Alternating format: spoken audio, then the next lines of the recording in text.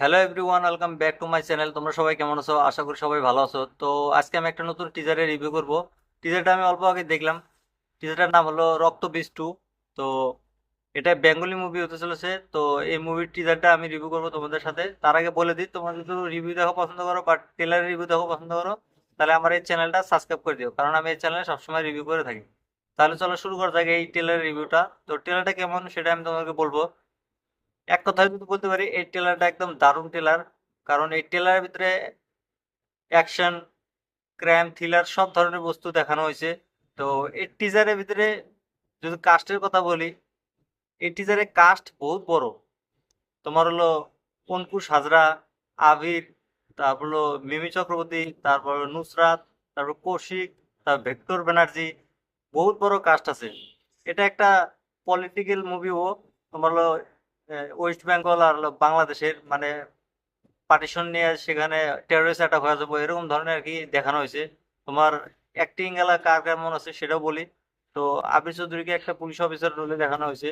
তো সে একটা পুলিশ অফিসারের রোলে মুভিটাতে থাকবে।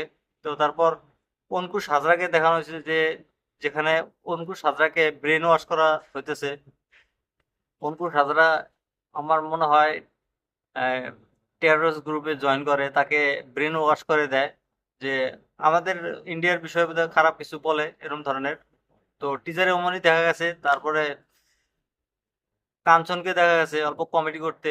তো টিজারটাতে বিজিএম সাউন্ডগুলো খুব ভালো আসলো, এডিটিং খুব ভালো হয়েছে।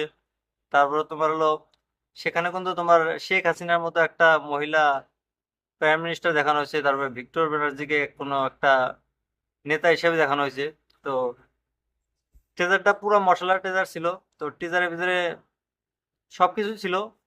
তো টিজারটা তোমরা যদি এখন দেখো না, তাহলে তোমরা এই টিজারটা দেখে নাও, কারণ এই টিজারের ভিতরে বহুত ভালো ধরনের ক্লিপস এডিট করা হয়েছে, যেটা তোমাদের ভালো লাগবে। তো ট্রেলারটা যদি তোমাদের ভালো লাগে তাহলে আমাকে কমেন্ট করে বলে দিও।